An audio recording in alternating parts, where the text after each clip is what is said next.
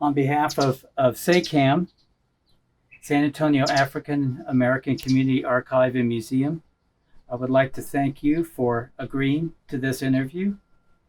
And could you please say and spell your name? Alice Kennedy, Alicekennedy. Great. How about your date of birth? Oh, you want that too? December the 24th. The rest of it? Okay, that's okay. Uh, my name is Mark Kuzy, Markkusey, and the date is October 20th, 2020. So it's 10/20/2020. Oh, okay. So I Let's was supposed to say that date, no, 2020. no, we're good. Let's start with how you describe your ethnicity. African American. Okay, and what is your religion background? Baptist. Baptist. Mm-hmm. Okay, and are you active in the church? Very, yeah. Okay, and which church would you? If you I'm a don't, member of West End Baptist Church. It's on 925 Calabria Avenue on the west side. okay, great. Hmm. And do you, do you perform any roles in the church? Yeah, when we were active and going to church, I served as an usher. I serve as the secretary of I think two of the no one yes two of the auxiliaries, the shepherds and the trustees ministries, and I'm in the mission ministry, and as I said, and I'm a member of the trustees and the shepherds ministry. Okay, so you stay busy in the church. Hmm. And you are married? I'm widowed Okay, now. My husband passed in 2001, okay. November the 30th, 2001. And what about children? I have, well, I had three children. I Uh had two sons and a daughter. huh. My oldest child, who was a son, passed last year on his birthday, May the 7th, 2019. I'm sorry. So I have two adult children now. Can you tell me about formal education? I received my bachelor's degree from Fisk University in Nashville, Tennessee. Oh my, let's see if I can stop that. And I did advanced studies at Our Lady of the Lake as well as Incarnate Word. Okay. Mhm. Did you receive any advanced degrees? I did not Okay. complete a degree. What was your primary occupation? I was a teacher Okay. for And 30 years. can you tell me what kind of teacher were you? I was in elementary Okay. and Uh, primary grades. And I finished my last 20 years of teaching at Highland Hills Elementary School in the second grade. okay. And Yeah. what age did you retire? I was about 56, I think, 56 or 57 when I retired. Okay. And I've been retired for 25 years. Good for you. Can you describe your family life when you were growing up, like from some of your earliest memories? Well, I grew up as an only child. Uh, and actually, can you hear me okay? Mhm. I lived on the west side, and my neighbors were most of them were Mexican Americans, and a few blacks were on that particular street where I was in that particular area, in that block, I would say. Which street was this? This was Martin Street, West Martin Street. Okay. And actually, right around the corner on Nueces Street was my grandmother's home. My father had purchased all of that property, and it was like a little I guess you would say, a little compound for the family. So my grandmother lived there with, uh, let me see, a couple of her sons and a daughter. I think it was two sons and one daughter who lived in the house with her. And then we were around the corner on Martin Street. We could just go out the back door and go over to her house. And so that's pretty much growing up. Okay. Um, and so you had a nice family life. You had Oh, an a extended wonderful family life. I was blessed to have a loving mother and father and grandparents and aunts and uncles. And my father was one of 10. My mother was one of 12 children. They were both from very large families, and they only had me. family. Uh-huh. And in my father's family, there was only two other grandchildren out of those 10 children. So, but they did not live in San Antonio. So I was, but all of the uncles and aunts didn't live here either. As I said, it was about 4 or 5 of them here in San Antonio that had come following my father to San Antonio. They all migrated from Louisiana, Louisiana. from here into here. Which part of Louisiana? A little small town called Bunkie, Okay. Louisiana, which was about between Alexandria and Baton Rouge. Okay. It's about 30 miles from Alexandria and going on up about 70 miles, I think, from Baton Rouge. Okay. Got you. Mhm. Let's go way back. Do you remember what hospital you were delivered?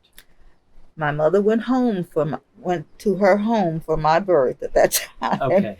Because, as I said, she was from a family of 12. There were 6 boys and 6 girls, and all of them were still there in Louisiana. Okay. So she went home about 6 weeks before my birth Uh-huh. so that I could be born there. Okay. And I was born in the family home, Okay. in my grandmother's and grandfather's home. That's where I was born, in Bunkie, Louisiana. Was there a midwife? I would imagine that's what it Okay. was at the time. I Very don't know. It may have been a doctor to come to the house and deliver me. That part I don't know. Sure. Very interesting. Mm-hmm. Probably a doctor. What kind of work did your parents do? Can you talk about them a little bit? My father was a railway mail clerk for as long as he worked here in San Antonio. And he came here as a young man, about 20 years old. My mother did not work. She took care of the home and took care of him, and until he passed in 1971. And so then she did get a job at that time, because she was still a relatively young woman, and she worked in order to get Social Security to help her income. And what kind of work did she do?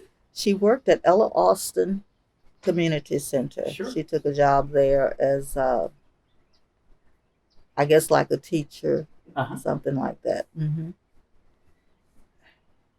Can you talk about special days? I can say that prior to her marriage, Uh-huh. she did work as a teacher in Louisiana prior to marrying and moving here to San Antonio.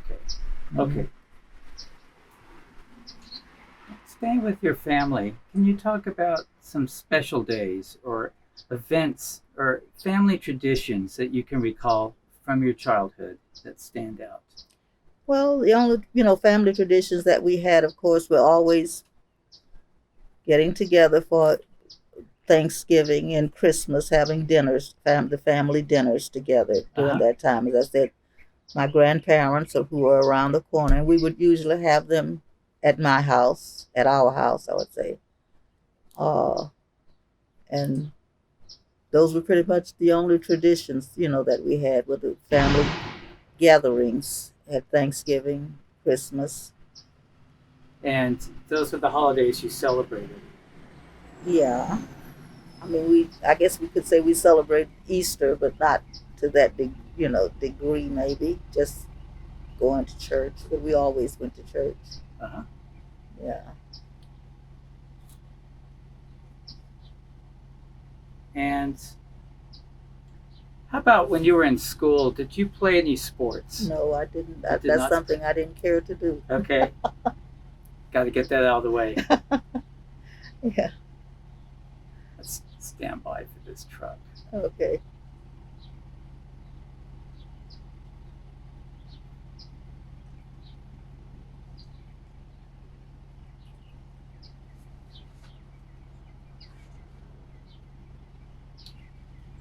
How about any activities outside of school? Did you participate, say, like When I was grade in school, Uh-huh. I was in the Girl Scouts, the Y Teens, those kind of things outside of school that I participated in. Okay. What kind of sports did you participate in? I didn't really play any Oh, sports. or you said Y teams. Y Teens. You didn't play sports. It was more like kind of like Girl Scouts. You know, Oh, sure. you had activities. We would go in the summertime. I would go camping, and we would shoot bow. We played with the bows and arrows. I don't know archery. We Yes. did that. Horseback riding, that kind of thing. But I may have played a little volleyball, but it wasn't like I was in it for the. It was just a little game, that kind of thing, just a pastime, Sure. recreation, not as an athlete, let's Sure. say. How would you say that your school experience was different from what kids are experiencing today?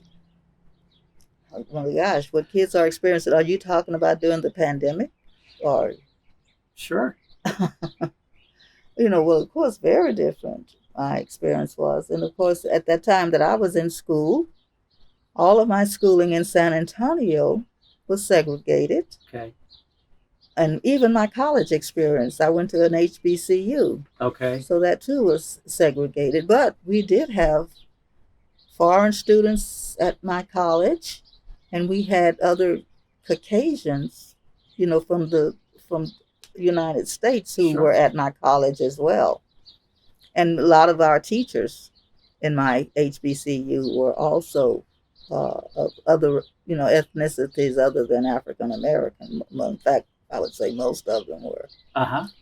And but I grew up in a segregated school system, and with teachers, who really you felt really cared about you, and tried to impart in you those attributes that would have you to be successful in life. At So that you time. learned a lot in college. Oh yes, I learned a lot in college. It You, was quite an experience going from San Antonio to Nashville to college. I would imagine. Yes. Hmm.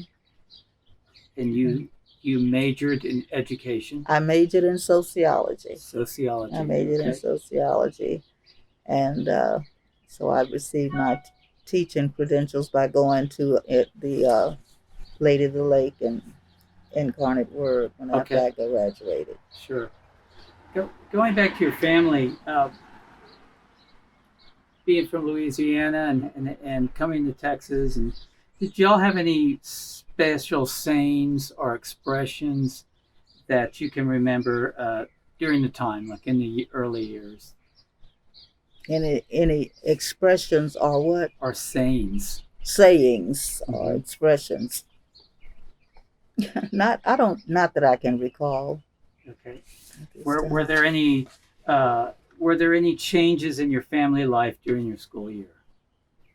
Were there any changes in my family life During school years. during school years? Hmm. I don't know. Not in Okay. family life. It remained the same.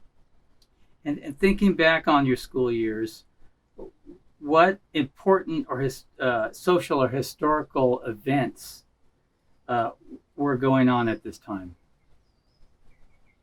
During my school years, Hmm.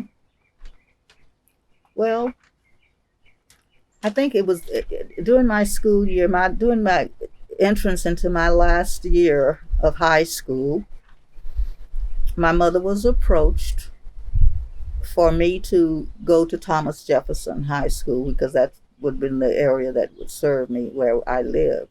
Mm-hmm. And because I think they were trying to make an effort to integrate the schools at that time. Is that what you have reference to? Sure. Something like that? Sure. However, she was approached by the NAACP. Some persons from there came, but she didn't allow me to go because she did not want me to have to suffer under that kind of pressure or perhaps hostility or whatever may have occurred. Uh-huh. And it was my senior year of high school that this was taking place, which would have been, it was 52, 53. Okay.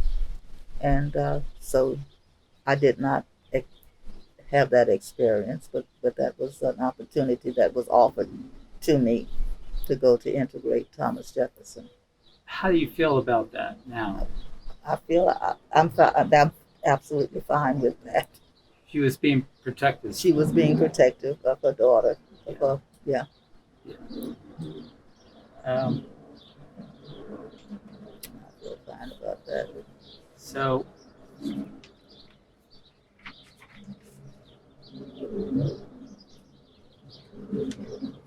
although I was just going to say my children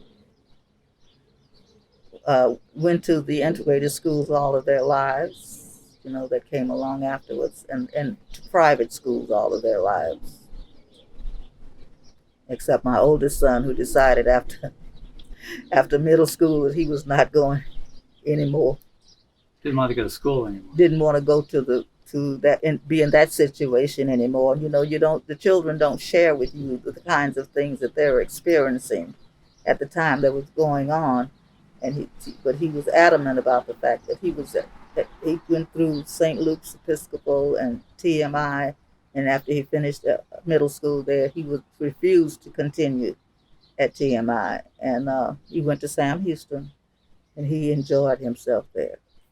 Yeah, good for him. Mm-hmm. And that was the oldest one, but the others continued all the way through TMI, through high school. My son did, and my daughter finished from Incarnate Word High School. And for those that don't know what TMI is, could you You don't know what TMI is? Well, Texas Military Institute. That's it. Yes. Yes, Texas Military Institute. Yeah. Mm-hmm. For posterity, later on, those listening to the tape will let them know what TMI was. Now, just talking about your adult and life and your marriage and your family life, can you tell me about your life after high school? Like, where did you live? Did you move around? What was it like? After high school, I went direct for the ensuing, school year. I went to Fisk University.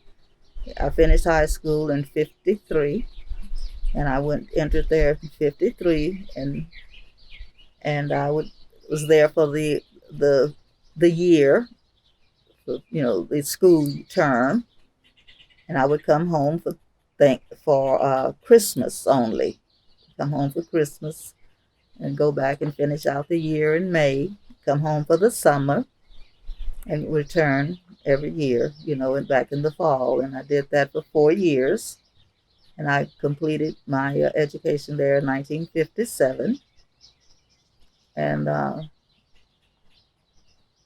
was it. Okay. Can you tell me about your marriage? How you met, what your engagement or your wedding was like? Can you tell me a little bit about and the name of your husband too? My husband's name's Calvin Kennedy. Well, senior now, Calvin Kennedy. Calvin Roland Kennedy. He was from Marianna, Arkansas. And he wound up here in San Antonio because he had an awful automobile accident, which landed him in the hospital for about 4 or 5 months.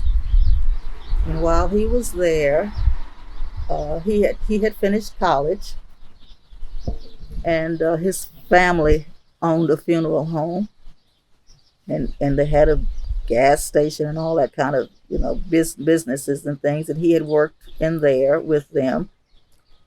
And I think I don't know if he had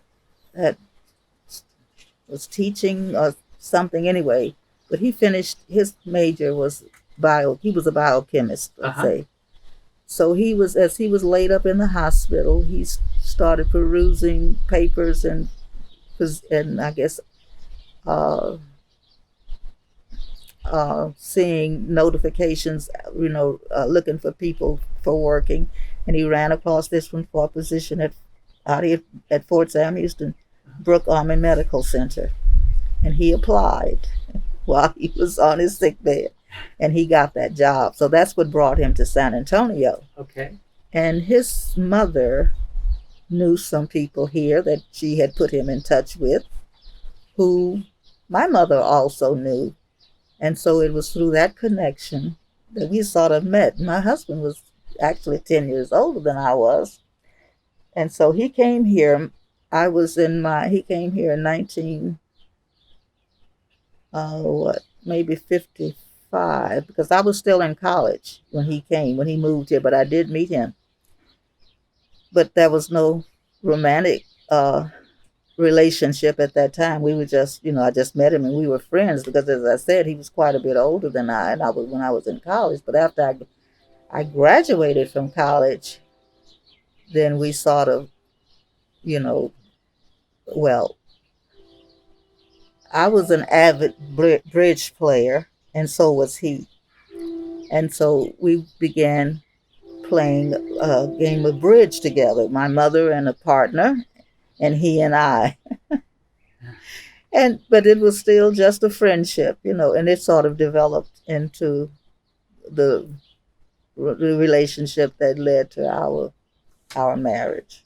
Very nice. And he later on became a chemist? He was a chemist when he came here. He came here as a biochemist, and he was out at Brooke Army Medical Center, the Surgical Research Institute, that dealt with the burn unit. Oh, wow. That's where he worked. And so he worked out there for over 30 years, I guess. Yeah. Mm-hmm. World famous. Right, the world famous burn unit. That's right. And can you tell me a little bit, since you mentioned it, can you tell me a little bit about the High Bridge Club? Yes, we played bridge, and then after we married, we traveled all over the country playing in bridge tournaments. And he was so we became very proficient, and we're very had very high ranks, let's say, in the duplicate bridge world, playing all in bridge tournaments all over the country, and that was sort of our hobby. That's great. Mm-hmm. So whereabouts would you travel? All over just everywhere, because the tournaments would be from city to city to city. I don't know a state that we didn't hardly go to. Maybe North Dakota, South Dakota, maybe not there. Uh-huh. But pretty much Utah, maybe not there. But just, everywhere else all over the United States. Very interesting. Mm-hmm. Now let's go back to your work. You're a school teacher, and that was your main field of employment. Yes. And can you tell me how you got started with that skill or that job? What brought you to that type of employment? Well, my major was sociology, but I really didn't want to go. I didn't want to go into that field of work, and so I went ahead and got, as I said, prepared myself for the classroom, and went ahead and became qualified, because you had to have that teaching certificate, which I did, and it didn't take that long to get it. And I think I began teaching actually before I had got completed the requirement, but after the degree. But my first job, though, before I started teaching, was to work as a secretary at a school at James. It was called James Whitcomb Riley at that time. It's now Martin Luther King, over on Martin Luther King Drive. And it was an elementary and secondary school and junior high school. combination. So I worked there for, I guess, for a couple of years, Uh-huh. and then from there I went into teaching. Okay. Hmm. Can you describe, or will you describe a typical day in the life of Alice Rose Back there then, regarding work? well, a typical day was that and I was living at my mom's house at the time, and I would drive from there over to Raleigh. I had a friend. I started off as a secretary, and as I said, it was an elementary and a junior high school. So I was the secretary for the elementary school, and my good friend, who had just graduated from Spelman, was the secretary for the junior high school. And she lived on Mearshite, and I would drive and I would pick her up on the way to Raleigh, and we'd go on to work. So we were two young people there in the office right out of college, and and our desks were facing one another. Her desk was, here, and they abutted each other, so we Uh-huh. could look across and talk to one another. So it was a wonderful experience working there as secretary, and that was the first year that the school had been built.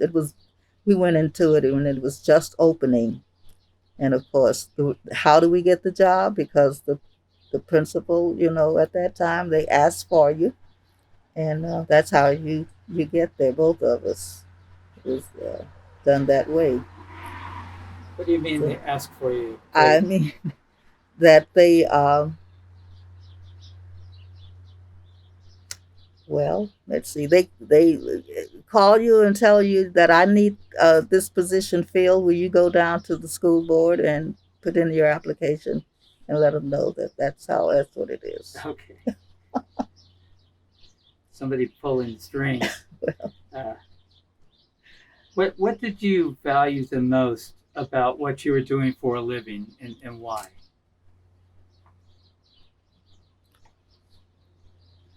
About, you mean when I was a secretary?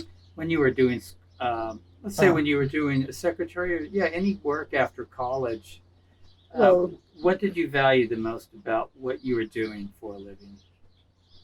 I thought it was a service. Given it was a service to those that I was working with or working for, and of course I wanted to do my best, and I enjoyed my work. Uh-huh. Yeah. Uh, How did your life change when you retired? well, I was just free, I would say, to do those things. I didn't have to be there. Didn't have the pressure of. I said I was so glad to not to have to do another bulletin board. That's what I didn't want to do anymore. Not another bulletin board that I had to prepare. But I enjoyed working with the children. I didn't have to grade any more papers. That was also something that was tedious, and didn't necessarily care to do. It got, but other than that, I like the teaching. I like being with the children, but the paperwork Yeah. had gotten to be. How did you fill your hours after that? After you Well, as I retired? said, we played bridge. Okay. That was what we did, and we did it here at my home, and so we could have our children, be here and be with our children. It wasn't like we were going out doing other things, and we played had other people, but we always invited them to our home for the games, so that we were always here. So that's what we did. That's how we spent our hours. My mother also, of course, was an avid bridge player, and when my father passed in 1971, she moved in with us, and so she was here. So we always had three people. I just needed one more. To play bridge. Mm-hmm. When thinking about your working life, what important social or historical events were taking place at that time, and how did they personally affect you and your family? Well, during that time, this was, I guess, in the 60s, and you know what was going on then. That's when things were kind of changing and opening up for blacks to go to the movie theaters and downtown and eat in the restaurants and things like that. So that's what was going on at that time of the early 60s, late 50s. Do you have any recollections about the Woolworths downtown? Yes. Of course, I went to Wheatley High School, and I would when I rode the bus, which was not all that often, we would change buses around there, and you could go to the counter, stand up maybe, and get something at the Woolworth counter, as I recall. I don't know if that was when I was in school or if that was later on, but that's about all I remember about Okay. Woolworth. I remember the water fountains being labeled for colored and white, and because my mother never let me drink out of any of them. Mm-hmm.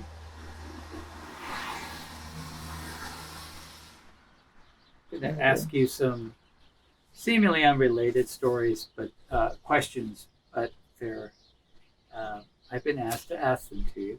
Um, do you know Mr. John Inman, the barber? Did you know him? And any stories to share? I didn't know him. I knew his daughter. His daughter and I were classmates. Her name was Juanita Inman. Okay. And then he had another daughter, Narita Inman, who was a couple of years behind us in school. But Juanita Inman and I were good friends. She also lived on the west side over on Laurel Street, I believe. Okay. But I did not actually know him. So I think that at the time, she, I think the mother and the father were actually divorced. Mhm. Did you know any of the Sutton family?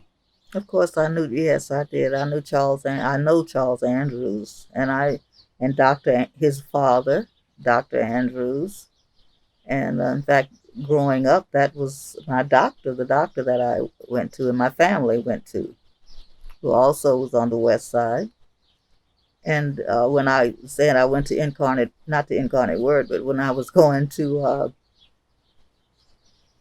uh, Our Lady of the Lake, his mother and I were in class together. We were taking the graduate courses, and we were in class together.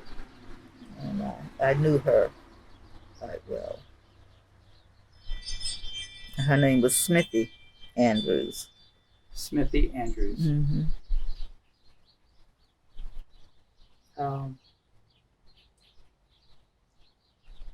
do you have any stories about the Carver Cultural Center, or as it used to be called, the Library Auditorium or Lincoln Auditorium? Well, that's where when I graduated from high school, that's where we had what we call the baccalaureate, you know, was held there at the Carver, whatever it's called, library, I think it was called at the time. Library Auditorium. Library auditorium. Yeah, that's where the graduation was held, I believe. But I know the baccalaureate ceremony, graduation, all that stuff was held there. And then my husband, of course, was on the board there for many years, served on the board. And then we brought in Eartha Kitt for one of their fundraisers when he and I chaired that event. It was held at the Marriott uh, downtown. Mm-hmm. Mm-hmm. Do you remember Mrs. Curry at the Carver I Branch did Library? not know her. I Okay. didn't know her personally. Um, how about the Bellinger family? Did you know anybody in the Bellinger family? Could you talk about them? I knew Valmo Bellinger and his wife Josephine. those were the two. Well, and I also knew uh, the sister who was a doctor. What was her name? Oh my goodness, I can't think of her first name, but she was also, I knew her. She was my sorrow. Okay. If she had a practice on Hackberry? I'm not sure where her practice was, because I did not, she was not, I didn't go to her.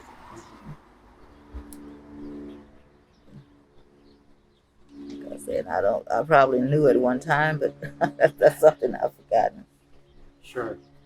What a, thinking back on your life.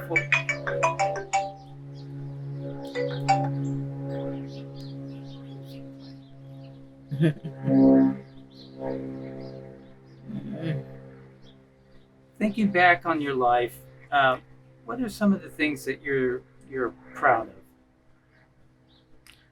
Well, I guess I'm proud of the fact that that God gave me these children that I've had. I was just very proud to be able to be a mother to these children. That's one thing I'm proud of. I don't know. I try not to have pride Mm-hmm. Why is in that? other things. What do you think about pride? Well, I think that we shouldn't be concentrating on, you know, what we have done or achieved or anything. It's all just be grateful to God that He has given us the opportunity and give God all the glory. That's how I feel about it. Sure, Whatever. sure. Uh, so we've talked about different aspects of different the times of your life when you were growing up, say like in the '60s, and you're thinking back on your entire life. What important historic or social events had the greatest impact on your life? Can you Well, talk as about that? okay, as far as a social event that would have had an impact on my life was making my debut. That was very important to me. I thought that was very significant, and I looked forward to it, and I'm glad I did it. And Can you talk about that? Like how did that happen? well, again, my mother was contacted to ask if she would allow me to be one of the debutantes for the season. And of course, my mother was not a social butterfly. Uh-huh. She didn't care anything about the social life, really. But I liked it. And of course, I was willing to do it. So uh, that's how it happened. And um,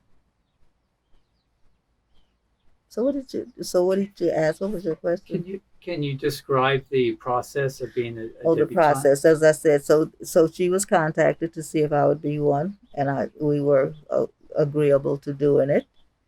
And they you are assigned a sponsor, and you have to. I mean, there's some actually, especially back there in those days, there were qualifications, for being a debutante. You were supposed to have not been out in adult society, so to speak, and in order to, have qualified to be a debutante. Uh-huh. And uh, even so, they would have classes for you to learn the dances that were going to be done on the night that you were presented, and you were told, what you had to wear, and all of So you had to learn ballroom a dancing. ballroom, yes, the ballroom dancing, and not only ballroom dancing, but a special kind of a presentation dance that Uh-huh. we also did. We had to get an escort, a Uh-huh. young man who was, good moral character as well, to escort us. And then our fathers had to present us, and we had a father and daughter dance, and all of those things that we had to practice dancing with our fathers as well at that time. That's a big And deal. yeah, it was a big deal, right? And then it was held down at that time. When I was a debutante, they were always held down at the La Vita Assembly Hall, and they were always done in November. That was considered the beginning of the social season, and so that's how that took place. And after you were presented at that November ball, each of the debutantes had to have a tea. That was something, you know, by themselves, not by themselves, individually, let's say, during the season ran from November through May. That was the end of it. And during that period of time, you had to have a tea or some kind of gathering where you invited people. At your house? Either at your... Mine was at my house. Okay. But some others took them out to public places, you know. Sure. Could be at...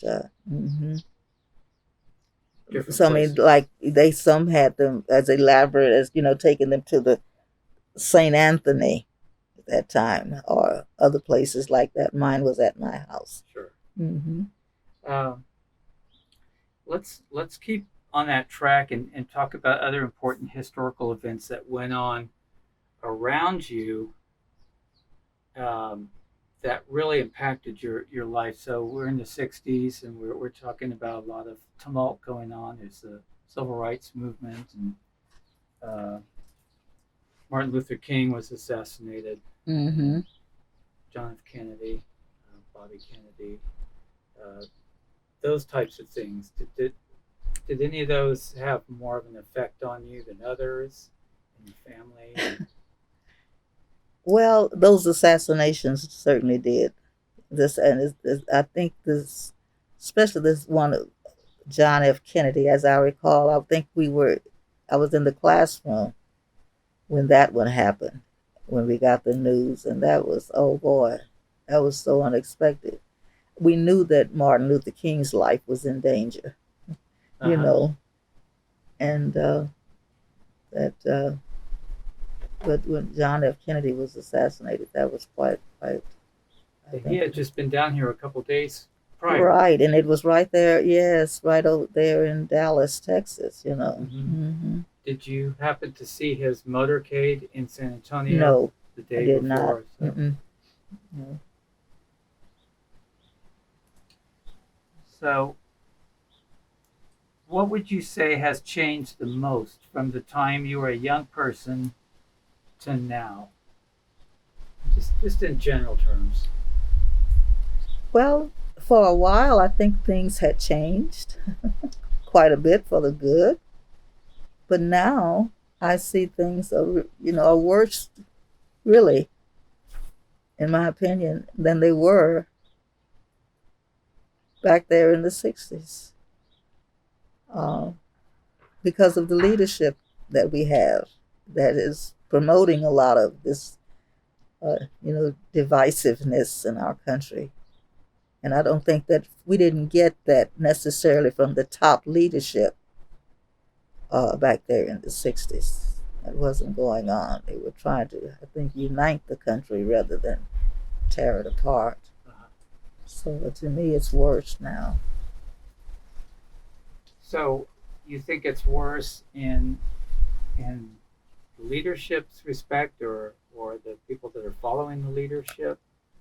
Can you talk about that a little bit? Well, I think that he has his followers, and they are, listening to him. Not only in dividing the country, but even in how he talks about the health issues that people are following him. Yes. So. And just so people know who are listening to this interview, that we are currently in a pandemic, COVID-19, and both Mrs. Kennedy and I are wearing masks, and so we are in unusual times. We're also days away from a national election. How do you feel about this election coming up? I've never seen people go out to vote like they have for this election, so it's it's very concerning to the communities, and which is a good thing. And I just hope and pray that that things will get corrected. Let's say, but, yeah. People I've never seen, people be so concerned and interested and excited about getting out to vote, and I think that really we made a big impact on trying to get that information out to everybody and to those who have not been voting to do so.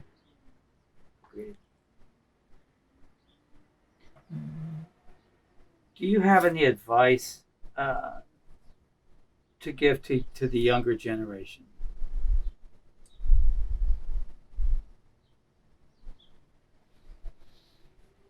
Well, not to give up hope, say, to know that this too shall pass, and to a better day is coming, and to do the right thing, to just do the right thing, try to be of service to mankind, and to know that we're all human beings, and to treat everybody as you would like to be treated. It's all one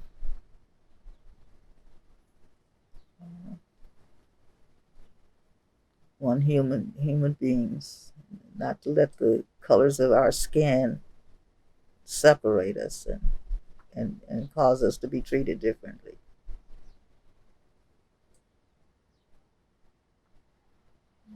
Alice Rose Kennedy, on behalf of SAAACAM, I would like to thank you very much for taking the time out to sit for this interview today. It's been my pleasure. Thank you. I feel honored that you asked me to do this.